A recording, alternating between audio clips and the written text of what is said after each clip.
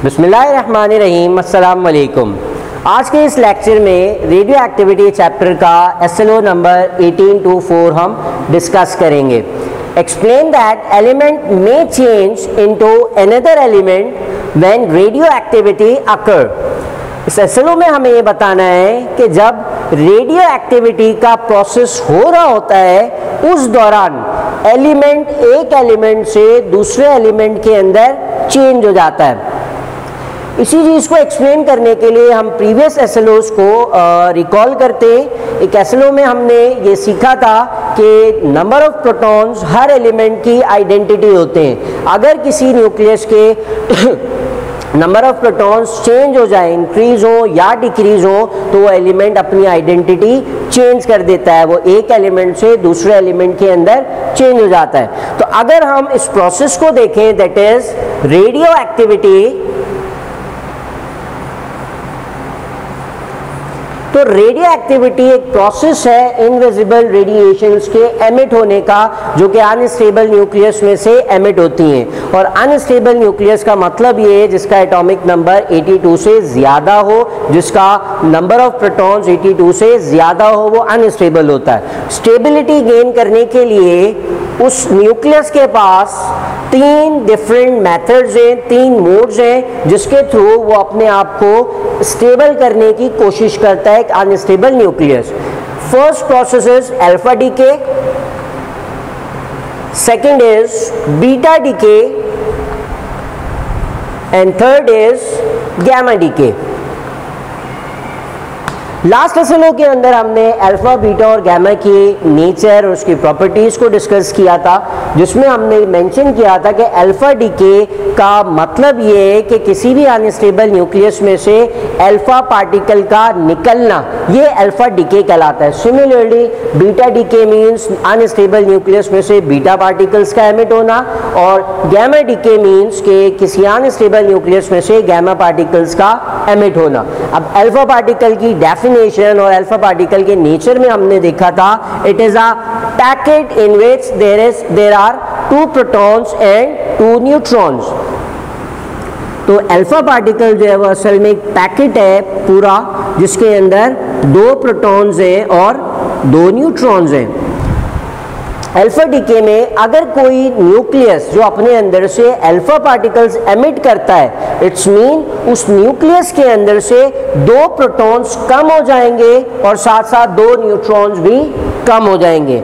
Number of neutrons के change होने से एलिमेंट की आइडेंटिटी पर कोई फर्क नहीं पड़ता, जबकि नंबर ऑफ प्रोटॉन्स के चेंज होने से एलिमेंट की आइडेंटिटी चेंज हो जाती है। अगर कोई न्यूक्लियस अल्फा डीके परफॉर्म करता है, अल्फा पार्टिकल्स अपने अंदर से एमिट करता है, तो उसका मतलब है उसने अपने अंदर से 2 प्रोटॉन्स एमिट कर दिए, तो उसके उस अनस्टेबल न्यूक्लियस के 2 प्रोटॉन्स कम हो गए। इट्स मीन अब वो एलिमेंट जो है वो जो न्यूक्लियस था अनस्टेबल, तो अपने 2 प्रोटॉन्स एमिट करने के बाद या 2 प्रोटॉन्स कम हो जाने के बाद अपनी आइडेंटिटी चेंज कर लेगा।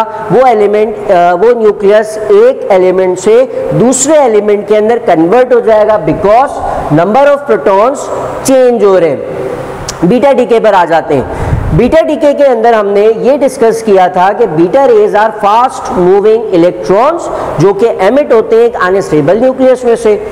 उसी एक्सप्लेनेशन में हमने बताया था कि किस तरह से इलेक्ट्रॉन्स एमिट होते हैं न्यूक्लियस में से। एक न्यूट्रॉन ब्रेक हो जाता है, ब्रेक होने से उसमें 2 पार्टिकल्स बनते हैं, one is positive and one is negative. तो जो नेगेटिव पार्टिकल है वो in the form of beta रे या in the form of fast moving electron nucleus से बाहर चला गया। तो अंदर क्या हुआ, न्यूक्लियस के अंदर एक पॉजिटिव पार्टिकल या फिर एक प्रोटॉन इंक्रीज हो जाता है। तो इन बीटा डीके एक न्यूट्रॉन कम हो गया और एक प्रोटॉन बढ़ गया।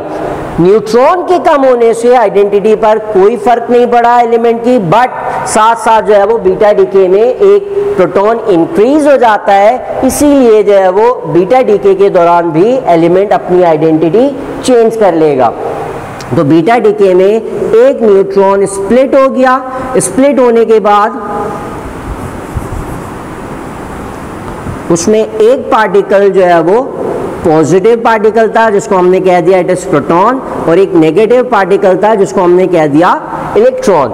तो ये बीटा नेगेटिव पार्टिकल या फास्ट मूविंग इलेक्ट्रॉन न्यूक्लियस से बाहर चला जाता है, प्रोटॉन न्यूक्लियस के अंदर ही रह जाता है, इसीलिए प्रोटॉन नंबर जो है वो इंक्रीज हो जाएगा बाय 1 इन बीटा डीके। तो हमने देखा अल्फा डीके और बीटा डीके इन दोनों के अंदर जो है वो एलिमेंट के प्रोटॉन नंबर जो है वो इंक्रीज और डिक्रीज होते हैं। तो इन दोनों डीके के दौरान एलिमेंट अपनी आइडेंटिटी चेंज कर लेगा, एक एलिमेंट से दूसरे एलिमेंट के अंदर कन्वर्ट हो जाएगा।